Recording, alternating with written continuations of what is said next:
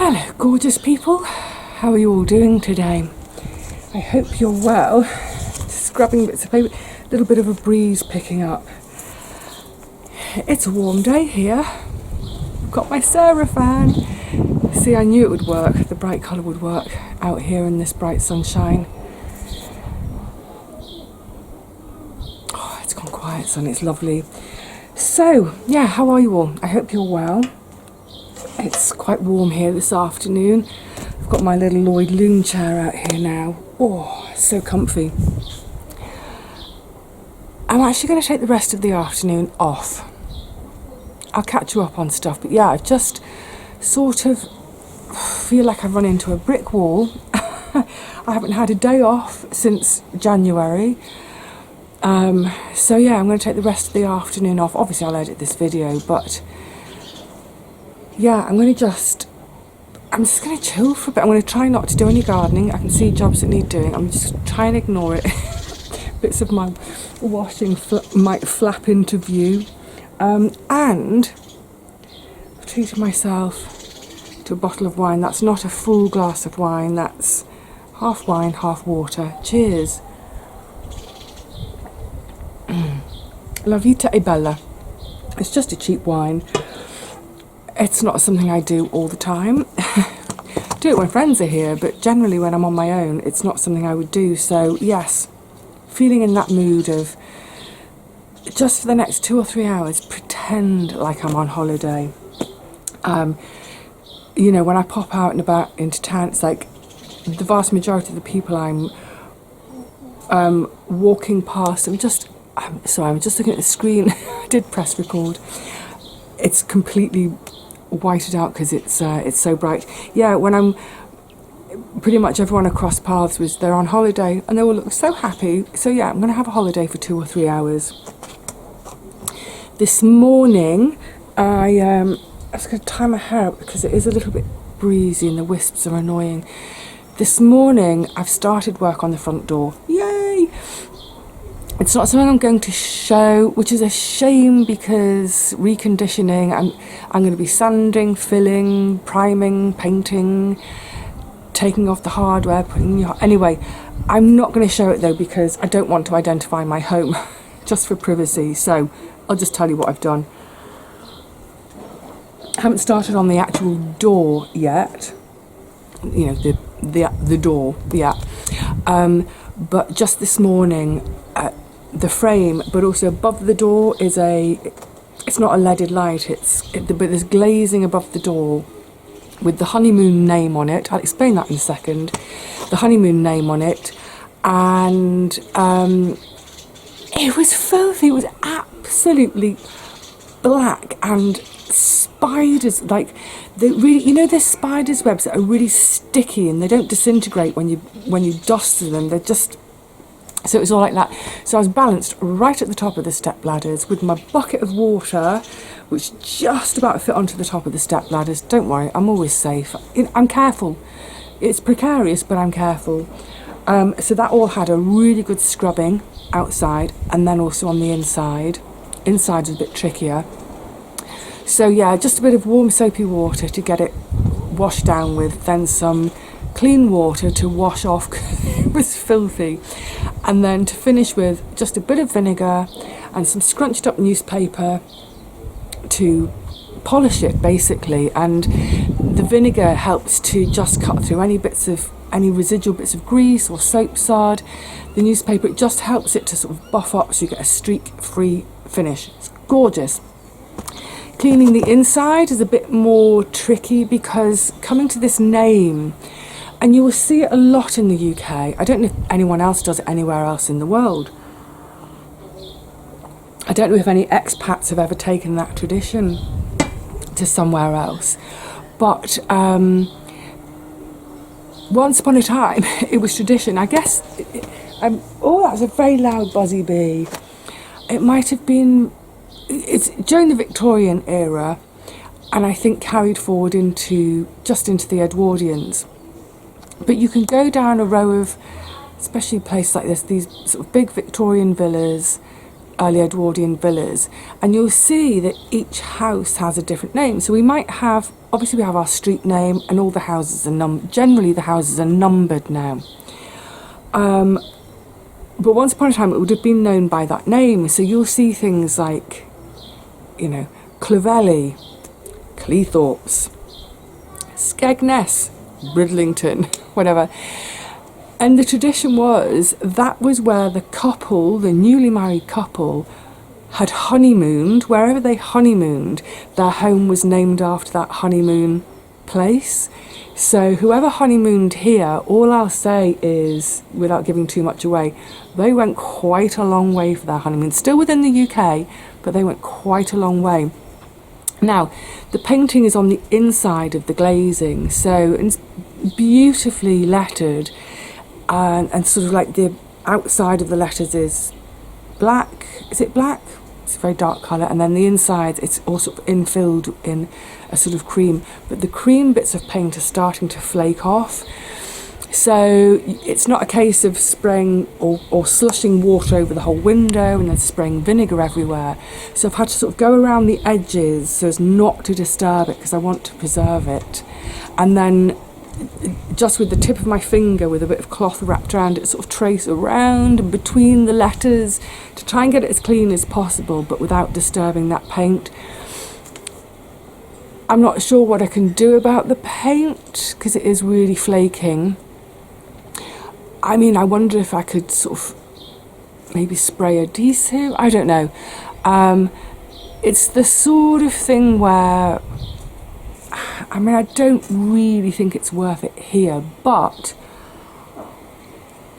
I think it's the sort of thing where if I owned the whole building, if this whole house was mine, it's the sort of thing where I think, you know what, I might take the time to give it a really good clean up and to repaint it. Maybe I will one day. It's just one of these little quirks. I do think it's a British thing. I don't know that I've ever seen it anywhere else. Let me know if it's done in your country.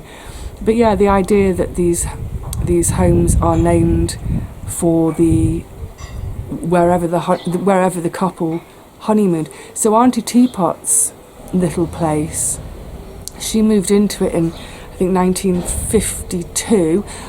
So maybe it did come into the 20th century, because she moved in 1952, and I think it was built in 1928 or 32. I've got those two dates in my head. Anyway, it was built around about, let's say, 1930, and it was called Roslyn, Roslyn. Where is Roslyn?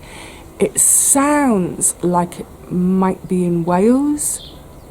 So yeah, if you know, when you're out and about in your own town, but especially if you're an overseas visitor coming to the UK and you're in smaller towns and villages, just have a look and you'll notice names above. Usually it's in the glazing above the front door. Sometimes it's on a little plate to the side of the door, and it might say something like Roslyn Cottage, even though it's a house or whatever. And so that's what that is. Whoever was the first occupant of that house as a newlywed couple, it's their honeymoon. I've just thought of something. Give me a tick. Right, I can settle down now. I just popped back indoors to grab my phone because I'll explain more of this when it's all revealed to me. But I'm on a bit of a treasure hunt, and that's all I'll say at the moment.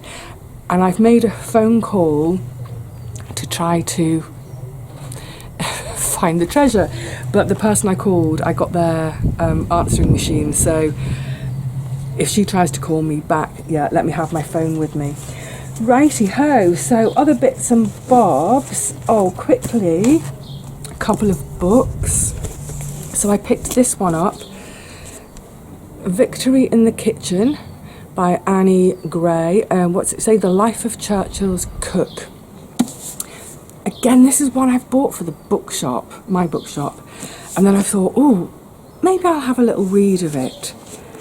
It's really fascinating. The first chapter was a bit of a trudge because there's a lot of family history, and this one married that one, and they had 5 kids and Victorians. So, there's a little fly on my lens.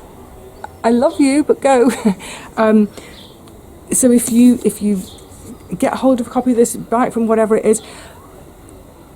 Stick with it through that first chapter because, it's worth it. So essentially, this is the life story of, I've forgotten her name already. I'm so sorry. What's her name? Georgina. I can't remember her surname. Georgina. A woman born in 1882, and I can't remember when she died, but she's well into the 1960s, 1970s. Not from a particularly well-to-do family, so of course, from that background, she's going to end up in service. And so she ends up in service, she develops as a cook, and she goes on to become a really, really quite fine cook. We'd call her a chef now. So therein lies part of what the book's about. But she ends up working for the Churchills. So she has some years at 10 Downing Street. Actually, it's the war years that she's at Downing Street. So that gives it another layer of interest. Essentially, it's social history. It touches on that difference between men and women, where men then were chefs and commanding much more money. The women were cooks, and generally they were cooks in service to a family, whereas the guys were working at the big hotels and becoming the superstars of their time. So, places like working at places like the Ritz and the Delaunay. It was during that period, and the book covers this as well, the rise of the sort of the French chef, when French cookery became the absolute must for every household, posh, whether it's a smallish posh household, right up to the great stately homes of the UK, the landed gentry, the big named families. She marries a Frenchman who happens to be a chef, and of course picks up loads from him. So social history, food history, the history of restaurants, the history of service, the thought, it horrifies me. I used to say when I was younger, I would have loved to have been born, to be young in the 1920s and be a flapper, woo. But of course, that wouldn't have been my life. I would have been in service. I was born into a poor family. I would have been in service. Packed off at the age of 13 to go to another part of the country to basically become a servant, basically to become a slave in someone's house. So that's very much covered. Initially, the first bit of the book, there's a bit of rural sort of history, rural social history, because she's born in the countryside. What else did I say about it? Restaurant history, the war years, of course, gives us a different slant on that. Oh, and finally, towards the end, there's chat about her publishing a cookery book. So we also get into that, the beginnings of the sort of the celeb cookbook. We just come up to the period of Fanny Craddock, who I don't really remember. I think I just remember her apocryphally. I think I remember, I was really, really, really little. I was probably only 3 or 4. Maybe my mum might watch it on telly and I might have been aware. But anyway, we come up to the sort of as I've written here, the Fanny Craddock period. So we go from the late Victorian period right through to the 70s. There are recipes in there. Oh, there's one.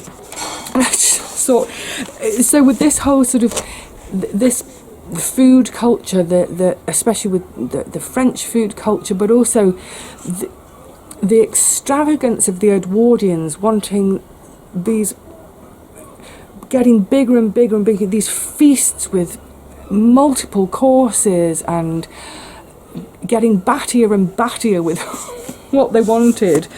There was one, just earmarked, well, I didn't earmark it. I never dog ear my books. And this one is from, oh yes, so her husband, Paul, the Frenchman, he's been in 1929, he's been to America. I only clocked that just now. So he's come back from America with recipes, of course, Waldorf salad. This is what I mean about the big hotels. He's come back telling her, of southern gumbo, clam chowder. But there's another one, and this is what I earmarked, called Playa, Playa, P-L-A-Y-A, salad. This is my idea of food hell. Grapefruit, oranges and bananas. Gorgeous. Have a fruit salad. I love fruit salad. Fruit salad with a little bit of ice cream or a little bit of cream. I'm not bothered about cream necessarily, but yeah, fruit salad. I love a fruit salad. This ain't a fruit salad, my friends. So we've got grapefruit, oranges and bananas with walnuts on a bed of lettuce dressed with mayonnaise. Honestly, sorry, I can't think of anything more disgusting than a banana with mayonnaise on it, or an orange with mayonnaise on it. Oh, hideous. Anyway, yeah, I think I'm going to recommend it.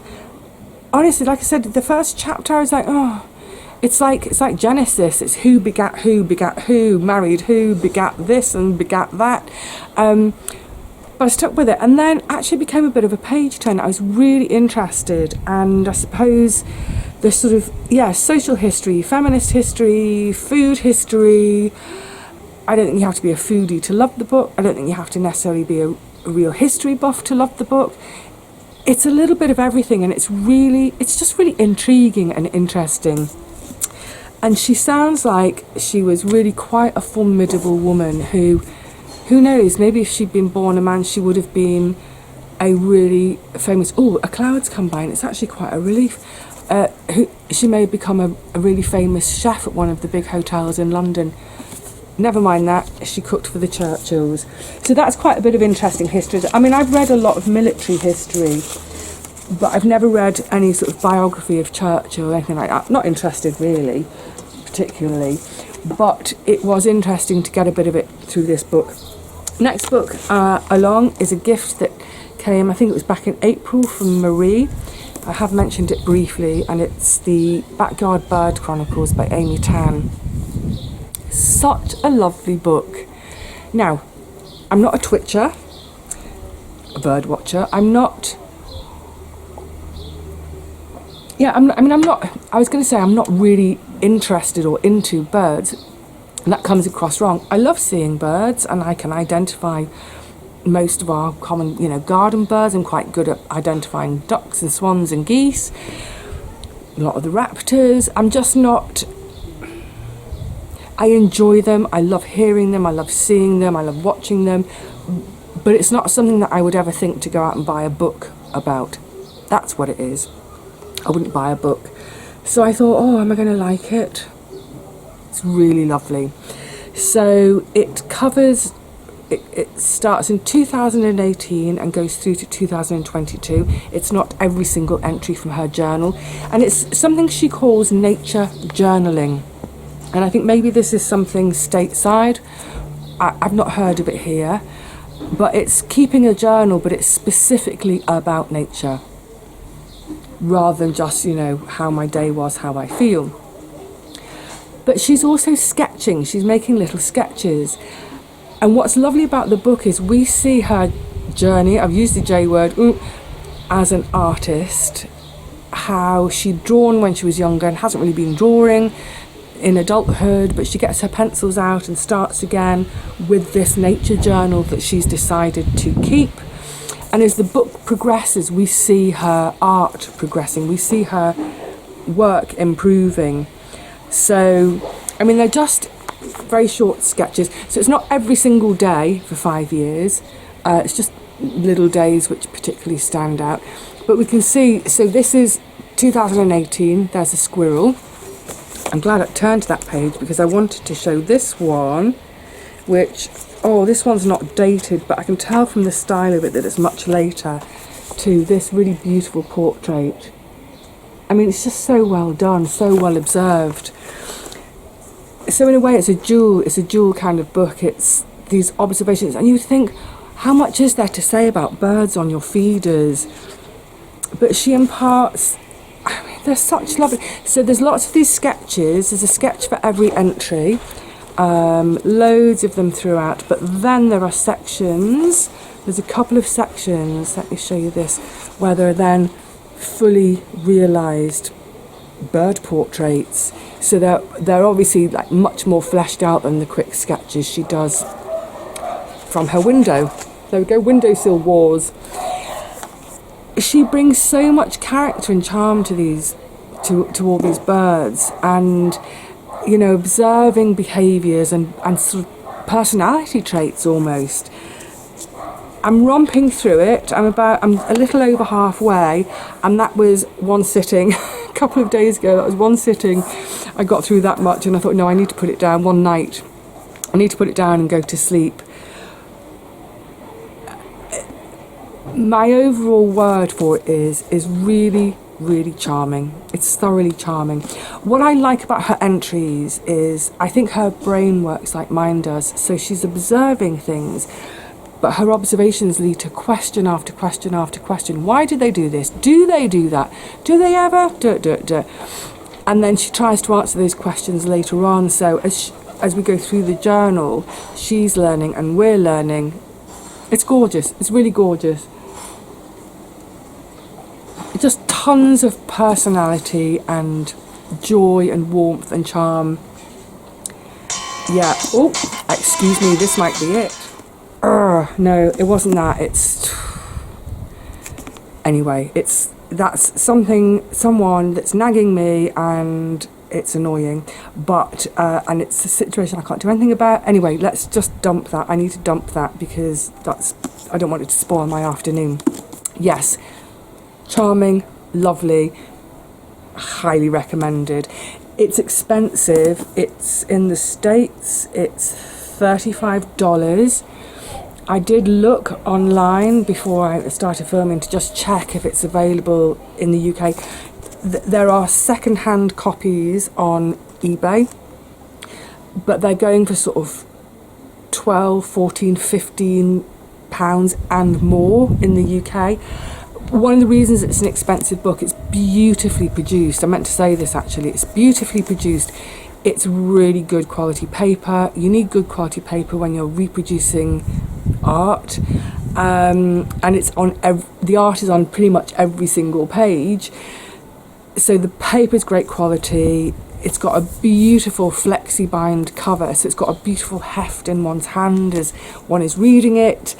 It's stitch bound, not blind bound. I can't stand blind binding. They fall apart. So it's a beautifully made book. I'm not surprised at the price.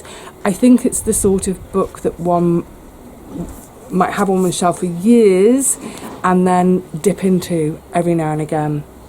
So I think it's probably a bit rich to go and buy for oneself. I have to say thank you to Marie. I don't know whether, did I remember that she was given it? No, I can't remember what she said about it. Who said it? Sort of, yeah, she didn't mention the book. It was with the book, but yeah, I think it's the sort of thing you might not buy for yourself, but if you like the sound of it, see if your library can get it for you. But certainly, if someone says to you, "What would you like for Christmas?" and you know that their budget is usually around £15-20 for you, that's how you can suggest it. That's what I've always done with my family. We don't do gifting anymore, but knowing that a budget of sort of £15-20 is about right for us and the giving that we do in our family. If someone says to me, "Oh, tell me what you'd like for Christmas, you know, I don't know what to get you." I mean, I'm really easy to buy for. Books, hand-knitted socks, soap, seeds. Oh, talking of seeds, I've got some seeds to share. Anyway, yes. Lovely book, recommend it. Now, I'm so excited. I bought my first seeds for next year. I didn't buy any seeds for this year. Well, I mean, obviously I try to save as many of my own seeds as possible anyway, but I didn't buy any seeds because I honestly, I know people think I'm dissembling when I say it, but I really didn't think I was going to get the garden going this year. So glad I did. Can you see? I don't know how. Can you see? There are red tomatoes. Yes, so it's really exciting for me to get some seeds. So I have bought. Now I've had to go to a different company because I always used to go to the seed cooperative, but I believe they have stopped now. They've finished. So this is from, what are they called? Just see if there's an invoice if they're on that. Organic Seed Specialists. So I had to find them online. Organic Seed Specialists, and they're based in Wiltshire, in Warminster in Wiltshire. So they're not too far from me. Organic Seed Specialists. I have got, because before we know it, it's boiling suddenly. Before we know it, it's going to be autumn, and it's going to be time to sow some broad beans. So all the labels are the same, so that's not a picture of the seeds, but I bought some super aquadulce broad bean seeds. I always used to save my own broad bean seed, but if I think I've just got a handful, and they'll be from 3 or 4 years ago, so I thought I'm going to start fresh. This is super aquadulce, which are the slightly longer version. The reason I've gone for super aquadulce or aquadulce, either one, is because they're okay for an autumn sowing. So towards the mid-end of October, I'll be thinking about planting these. In other words, once the tomatoes have come out. Yay!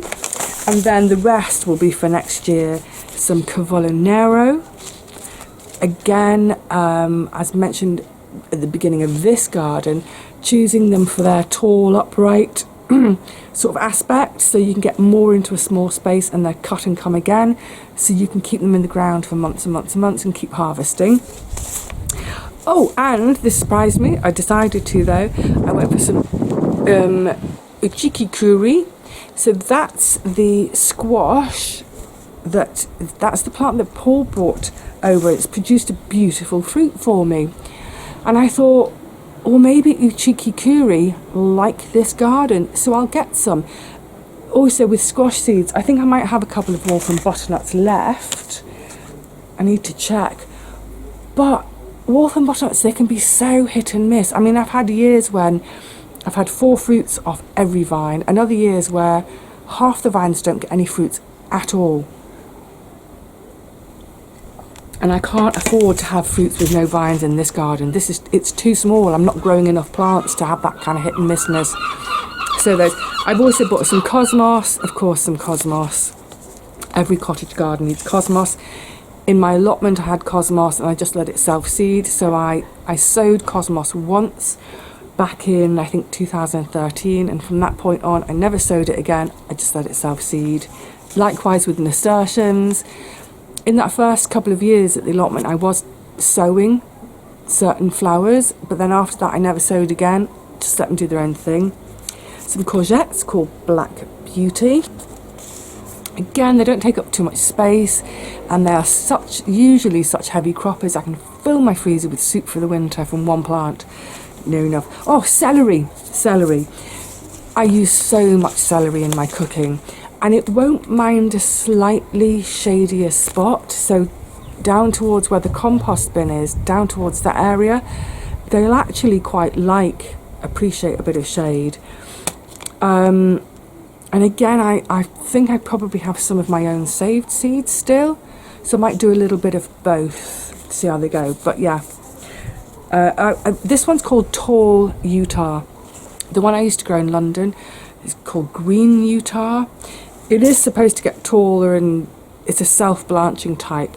Mine never did. I grow almost like you would grow a herb, so just a few stems and leaves from each one for flavouring my food.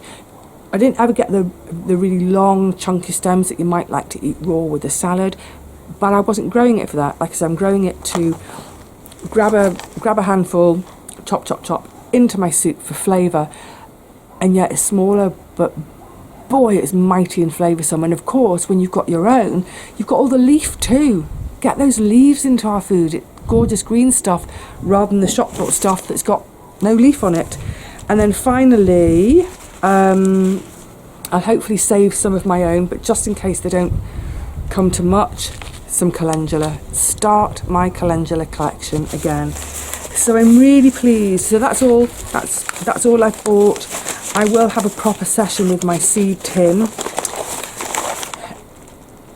When I went to find this company, what did I say? I'm going to say it again because they're new to me. Organic Seed Specialists. They're online and they're in Wiltshire. I specifically went online to buy some aquadulce, the broad beans, because like I said, before we know it, honestly, this year is going so quickly. Before I know it, it's going to be October, and I'm going to be like, oh, I should be planting. So that's ostensibly why I went online to them to get that. And I thought, oh, I get a few other bits and bobs while I'm here. Because of the postage, I might as well, if I'm paying the postage for this one item, I might as well get 4 or 5 items. But what I will do now, because I still haven't done it since moving in, if you remember, I mean, really, I haven't properly played, it's called playing, with my seed tins since the end of 23, because I packed the garden up in March 24. So, I mean, I would have had my seed tins out to use at the beginning of 2023. I would have saved some bits and bobs, shoved them in the tins and forgotten about them. So in a way, by the time I get to this autumn, it's going to be 2 years since I've properly looked in my seed tins, sorted anything out. And there's going to be tons of stuff in there that's out of date. There's going to be tons of stuff there that's either come free with a magazine that someone's passed on to me. I've had a lot of that. They're just not anything I'm going to plant either ever, or particularly because it's a small garden, I've got to be more selective and judicious about what I grow. So yeah, I'm looking forward in the autumn to a really good play with my seed tins. There are 3. One for flowers and herbs, one for the majority of my veg seeds, and one for bean seeds, because bean seeds are so big, they take up too much space. But they used to, excuse me, oh my goodness, I'm a bit in shock. It's good shock. I've just had a little weepy moment. I've just come and sat in the shade because I suddenly felt all... Okay, so that phone call...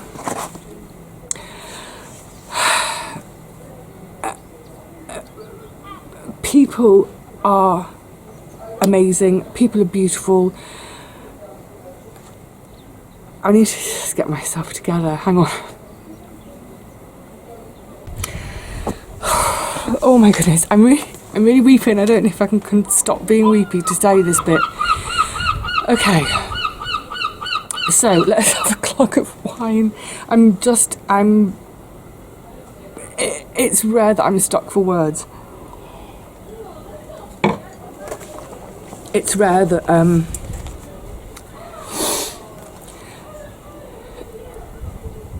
a couple of weeks ago,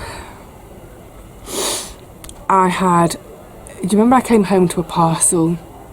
I'd show you my shopping, in that shopping video, a couple of videos back. I came home and there was a little sort of squishy packet, and there were some seeds in it and this lovely card from Sue. I can't remember where you live, Sue, did you tell me? Anyway, I'm going to cry my eyes out because this is so beautiful. There's a little cryptic message on the back, and that's what that phone call was. Sue just wrote on the back of the card, please pop into at 61 to learn something to your advantage. Enjoy your snoozes in the garden. Now, so you remember the shop at 61. It's where I got my wardrobe from. It's where I got my lovely chair from. It's where I'm hoping to get a kitchen table from. Lovely, lovely staff, lovely products. And if you remember, and this was not my intention, Sue. It's so naughty. It was not my intention. If you remember, I did a video called Sunday in Swanage. We listened to the church bells in the morning. We went to the gig racing regatta in midday, and on my way home I said, oh, let's go antiquing together, and I showed you again. We went into at 61 because I do love that shop, and I was showing you bits and pieces. I honestly, hand on heart, I wasn't showing you around that shop expecting one of you to pick up the phone. Sue has picked up the phone and called that shop and said, I want to buy an item from your shop for Vivi. And I don't know what arrangement quite she's done with them. That was what the phone call was. The shop owners just called me back. I left a message with her because I'd missed her again. She was in Corfe Castle, and not in the castle, but she was in the village of Corfe, and the reception. Corfe, I went a bit in Dorset then. In Corfe, the reception's rubbish. She had no coverage. So I'm going to go in on Saturday to pick up my gift. So I'm not going to say what it is. What I will do is I'll tag it on to the end of this video. So I mean, I honestly do not expect that from anyone, from any of you. You know, sending a book or a hand knitted pair of socks or a tea towel or really beautiful soap on my birthday. I love that. That's gorgeous. Thank you. Sue, you're so naughty, you're so marvellous, you're so wonderful. I'm going to go and have a really massive cry now because it's so kind. People's kindness. The reason people's kindness makes me cry is because we spend so much time with the news and even on social media focusing on the horrible stuff and on the nasty stuff and the divisive and the contentious and the conspiracy and all this. There is so much focus across all media about the negative things, and I always want to just be positive. I can't vlog now. I always just want to find some positive every day. It doesn't matter how small it is, like the taste of your first ripe tomato. But when someone, a gift of a packet of seeds, the gift of a hug when it's just in that moment when it's needed. I truly believe that humans, we are capable of, someone's just fallen off their perch at me yapping. I truly believe in human beings' capacities for love and beauty, and as much as we show all the horrible sides of ourselves, the beauty of human beings and the kindness that we show each other,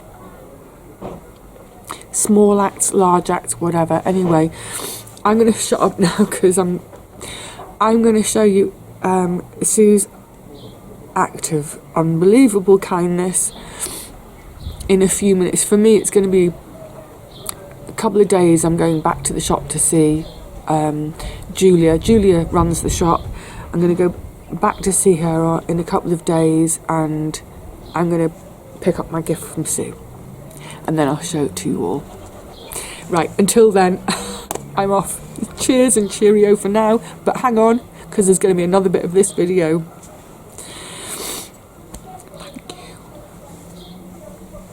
Hello lovelies, it's a couple of days later. I've got my emotions under control now. Look, I'm not going to apologise for my emotions. They're what make us human, aren't they, our emotions? And that was my truth in that moment. I was so overwhelmed and overjoyed. Anyway, yes, under control today, and I now have my gift from Sue, so let me show it to you. Oh my goodness. Now, I've just put it in the garden, and the only thing is we've got a really, really, really strong wind today. Onshore wind, blowing a hoolie. Actually, I slept with the bedroom window open last night and I could hear the surf all night. It was wonderful. But anyway, we might have wind noise problems, so yeah, we'll just have to forgive that. Yes, Sue, incredibly kind, incredibly naughty. Excuse the washing line. Ta-da! Oh my goodness, it's that gorgeous bench from Rajasthan that was in at 61, and like I said, look, there's no way I would ever intend showing you bits and pieces and shots for anyone to think that's me giving a shopping list. It's not. This was a really, really naughty and wonderful thing that Sue did, but must not be repeated. Anyway, it's gorgeous. So for now it's there because obviously I've got all my plants. So the pots of squash I could move, except for the one that's growing into the wall. So the plan with the bench will be, gosh, it's so beautiful, is it's going to be on this wall. And then when I redo the patio, I'm going to create extra bed to the side of it. And then on this side, extra bed there and coming out to the top of my steps. And then the bench will sit beautifully between them. I mean, it's stunning. Thank you so much, Sue. And yes, I've been thinking about it already, about the fabrics I've got. I'd like to make a sort of a cushion for the full length of it, and maybe a bolster for one end, so if I want to lie and have a snooze in the sunshine. So if it's here, you see, I'll get the sun first thing in the morning, and then I'll get it from sun first thing in the morning till about 11, and then for about 1 o'clock from the afternoon through till about 6 o'clock in the evening. So yeah, I'm going to make some cushions, but also what I'm going to do, I believe it's teak, which should stand up to being outside, but I am also going to think about organising some kind of cover. Now, it's longer than a standard garden bench, so I don't know if I'll be able to buy anything off the shelf, but maybe some waterproof material, and I can run up a cover for it for the winter, just to help to look after. And actually in the winter, maybe even put it up on bricks, so get the feet right up off the floor. I want this to last, and also I can oil it. But there we have it. Oh my goodness, I'm still in shock. I am in shock. It's such a beautiful thing. And I think it's going to look absolutely, like I said, ignore the washing line. Let's try and get both things in shot, the bench and the back wall. So you can see, I'll turn it around and it'll sit here. So planting either side, and yeah, it's just so beautiful, so beautiful. And it's the perfect sort of height with my back wall, and yeah, everything about it is perfect, and I love it. And I'm just over the moon, humbled, and so grateful. But this has got to be a first and a last ever. Oh, Sue, my heart swells for you. Thank you, lovely. Thank you so much.